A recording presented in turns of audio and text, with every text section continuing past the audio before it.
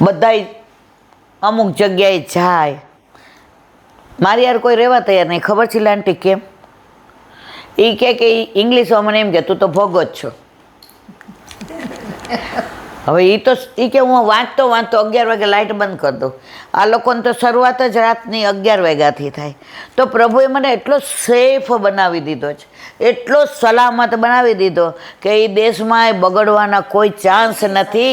એટલે તમને મળવા આવ્યો કે આંટી, જો મારી માને કાનની તકલીફ ના હોત, હું એને સ્માર્ટ ટીવીમાં સત્સંગ ના મૂકી દેતો હોત અને મને વ્યસન ના હોત, તો આજે મારા ઘરે ઓસ્ટ્રેલિયામાં, મારી હોસ્ટેલમાં મારા ઠાકોરજી ના હોત.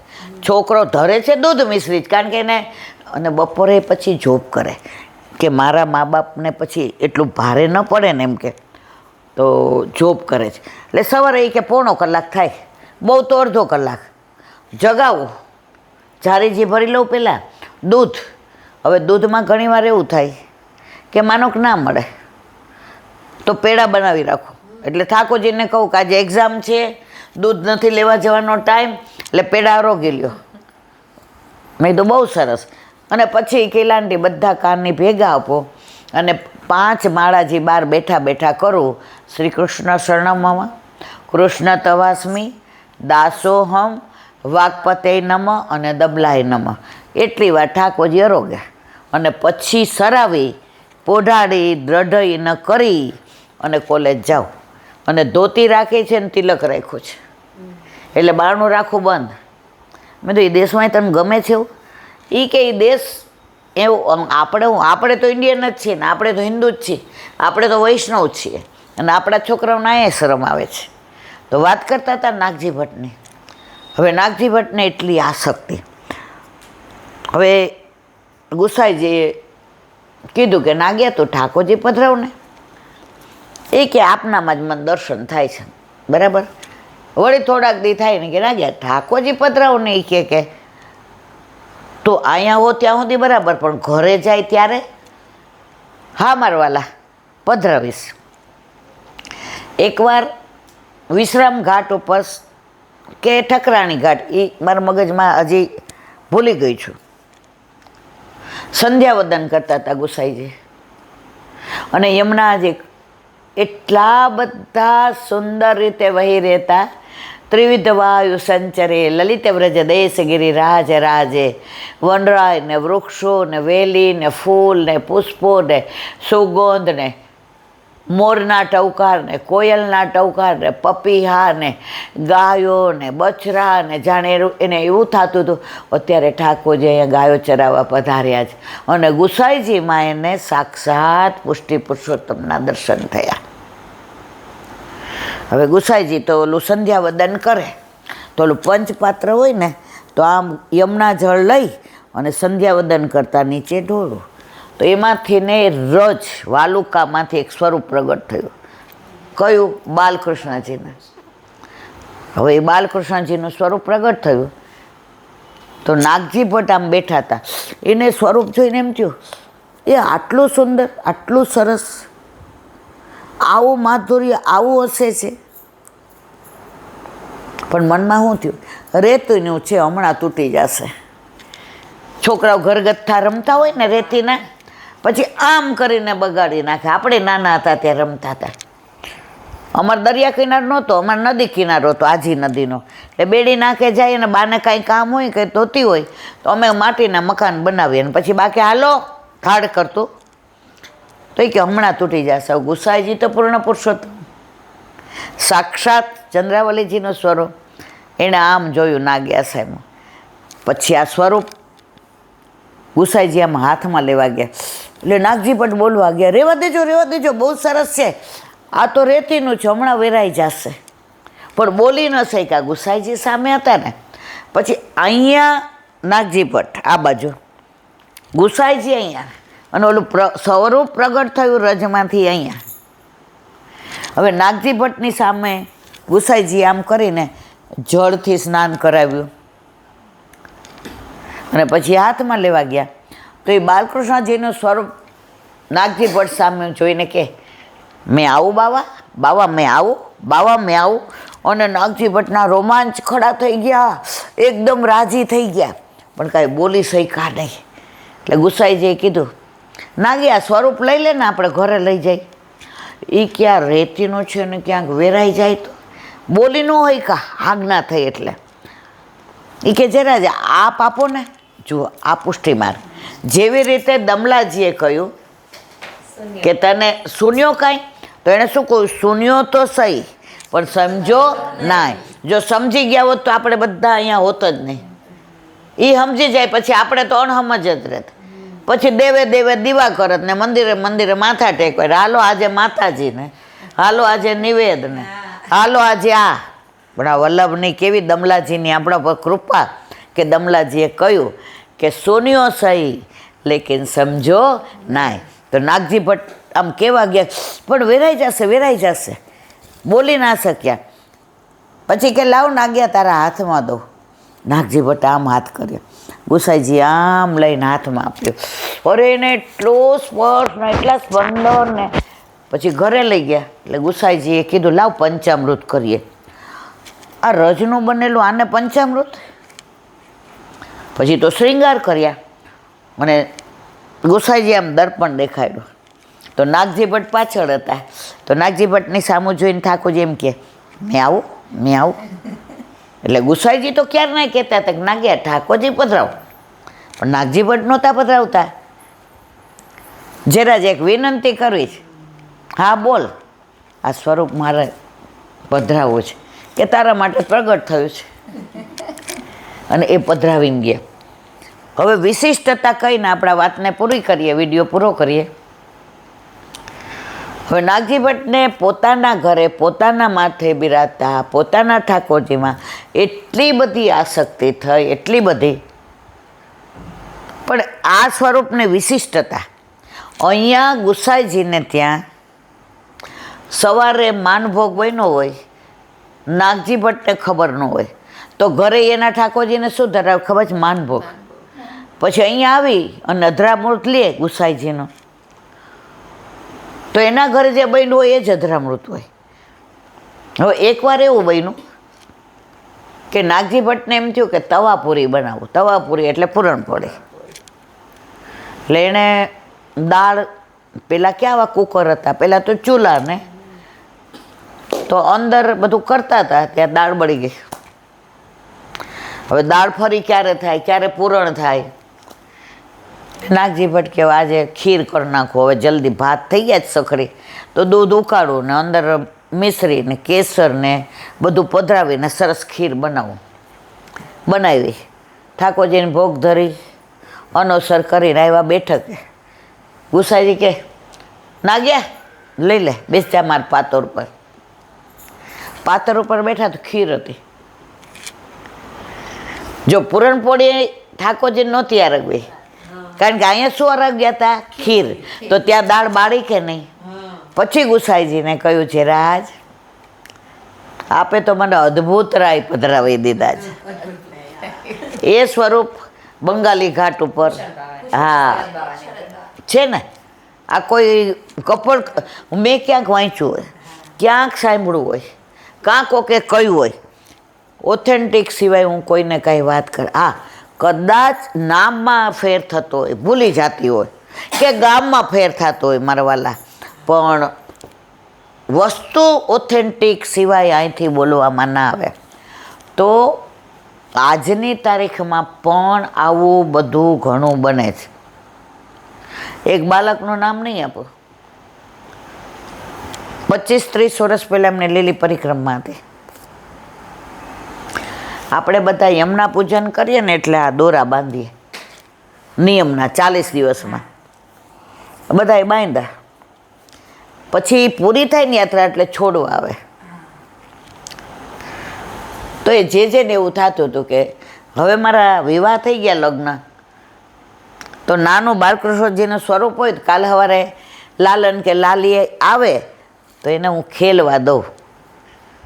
યમુનાજીનું 41મું પદ કયું છે? 11મું પદ છે શ્રી યમને નિધિ દેનહારી. શ્રી યમને નિધિ દેનહારી. તો આ અંબાવલી માવરની ક્ષત્રાણીને ચારે સ્વરૂપ ક્યાંથી મળ્યા હતા? યમુનાજીમાંથી. કયા કયા? નવનીત પ્રિયાજી, ગોકુલચંદ્ર માજી, લાડલેશજી અને લલિત ત્રિભંગીજી. તો આવો વિચાર ક્ષણિક આવ્યો તો એમણે આ બધા ઓલા નિયમ છોડ્યા, યમુનાપાન કર્યું, સંધ્યાવદન કર્યું. બધા વૈષ્ણવ જે જેને કહેવા આવ્યા કે જે અમારે, તો કે હવે સુખેનથી બધાએ તમારી ટિકિટ હોય એ પ્રમાણે જાઓ, બધાને મારી આજ્ઞા છે. તો સંધ્યાવદન કરીને ઊભા થવા જતા હતા અને યમુનાજીમાંથી આમ જળ લેવા ગયા તો બાલકૃષ્ણજીનું સ્વરૂપ હાથમાં આવ્યા. આ તો 25-30 વર્ષ પહેલાંની મને એક વૈષ્ણવે કીધું હતું જે યાત્રામાં ગયા હતા. તો આજે પણ વલ્લભખોરનું આ સામર્થ્ય છે અને છે, પણ આપણે દોષ જોઈએ એટલે આપણને આવો અનુભવ થાય નહીં. મને આના ઉપર પ્રેમ કે આના ઉપર કે આના ઉપર કે આના ઉપર, તો મને એના બધા ગુણ જ દેખાય, દોષ ન દેખાય. પણ મારી એકવાર છટકી જાય ને તો એના ગુણે મને અવગુણ લાગે કે ના લાગે? એટલે વલ્લભખોર કોઈક વાર આપણને સાચું કહી દે ને એટલે આપણને થાય કે ન થાય?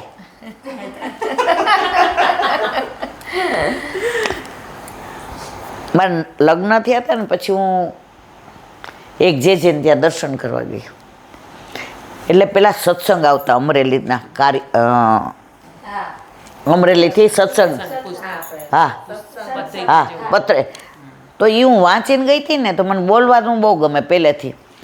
એટલે અમે બધાય નાના નાના 20-22 વર્ષના ને બધી નાની બેનપણીઓ હારેથી આવી હતી. આપણા ભીમ 11 પર આવે, પછી એવું કાંઈ હોય તો આવે. એટલે ભીમ 11 હતી એટલે હું, મારી બા તો નહોતા બોલાવતા આવી રીતે. પછી અમે બધા બેઠા હતા. એટલે એક દાઈ દીકરી હતી એ મને કે, ઇન્દુ એકાદી કાંઈ વાત તને ખબર છે? ના. મને કે કાંઈ વાંચ્યું હોય તો કે ના, નહીંતર આપણે બધા પટલાઈ.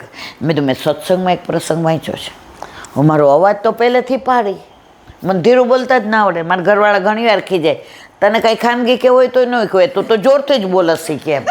હવે આવડતું જ નથી મને ધીમે બોલતા, હું શું કરું? બાવા તો એવું કે ઈલાબેન શું માઇક ગળી, જેટલી વાર હોલમાં આવે ને ઈલાબેન માઇક ગળી ગયા સારું છે, કાઢ્યું જ નથી એમ કે, એમને માઇકની જરૂર નહીં. હવે જે મારે કેવું તે આ છે. હા, એક મિનિટ, શેની વાત કરતી હતી જો ભૂલી. તો એ સ્વરૂપ આવ્યું બરાબર છે. અને ખરેખર એમને ત્યાં 9 મહિના 9 દિવસ થયા તો લાલન પધાર્યા. તો મારે જે કહેવું છે તે આ છે કે આજે પણ આવું બને છે. હા, જો અમે ઓલી બેનપણીઓ વાતો કરતી હતી એટલે મારો અવાજ પાડી તો અંદરથી ને જે એ લાલનને મોકલા કે ઇન્દુને કયો ધીમે બોલે. હું ધીમે બોલવા જાઉં ને પાછો અવાજ થઈ જાય. એટલે બીજી વાર આવ્યા, ત્રીજી વાર કે જાઓ ડેલા બહાર જઈને વાતું કરો. તો મને ખોટું લાગ્યું કે અમે ક્યાં વાતું કરીએ છીએ, અમે તો ઠાકોરજીની જ વાતો કરીએ છીએ અને થોડીક ટણીવાળી પહેલેથી ખરી. એટલે મેં કીધું હવે આપણે આ બધું બોલવાનું જ નહીં. ત્યાં મારી બા આવી, મને કહેવાય બહાર કેમ બેઠી છે, અંદર બેસ. મેં કીધું હું નહીં આવું કોઈ દિવસ. મેં કીધું બા આવું થયું. મારી બા એક વાક્ય સરસ કીધું, ગુરુ ખીજે ને એ રીજે, ગુરુ ખીજે એ રીજે. એ કાનમાં એવું સરસ રીતે જડાઈ ગયું કે આજની તારીખમાં પણ કોઈ દિવસ કોઈ કહેતું જ નથી, પણ કહે તો હું તરત મારી બાને યાદ કરું કે બેબી ગુરુ ખીજે ને એ રીજે. અને ખીજે ક્યારે? જે તમારા હિતે જ હોય તો, બાકી તમારે વખાણ જ કરે. મારી પાસથી વખાણ કરીને મને હું કામ અડખા થાય ગુરુ, પણ જ્યારે ગુરુ ખીજે તો રીજે. તમારા વાલા, બસ આ આનંદનો વિષય. હવે જો અમારી બસ 7 આવશે, હજી 10:30 11, પછી બધાએ પ્રસાદ લઈએ અને પછી સત્સંગ કરીએ તો 1 વાગે.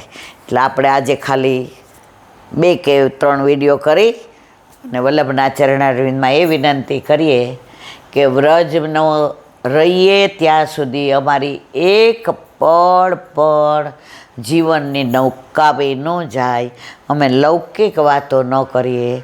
એનું કારણ કહીએ, જેવી રીતે પુણ્ય કર્યા પછી તમે બહાર પ્રચાર કરો તો પુણ્ય ઘટે કે ન ઘટે? એવી રીતે પાપ પણ તમે બધાને કહી દો તો ઘટે. પણ આપણી ક્યાં લુચ્ચાઈ છે? પુણ્યની વાતો બધાને કરીએ છીએ, આપણે પાપ કર્યા હોય કોઈને કહેતા નથી. બસ આજે વલ્લભના ચરણારવિંદમાં એ જ વિનંતી કે વ્રજમાં રહીએ એટલું જ નહીં, પણ વ્રજમાંથી શીખીને જઈએ. બને એટલી લૌકિક વાતો ઓછી કરીએ, દુસંગથી દૂર રહીએ, સત્સંગ ના મળે તો અસંગ રહીએ, અન્યાશ્રય ના કરીએ, સમર્પિત લઈએ અને અસદ વાર્તાલાપ ના કરીએ.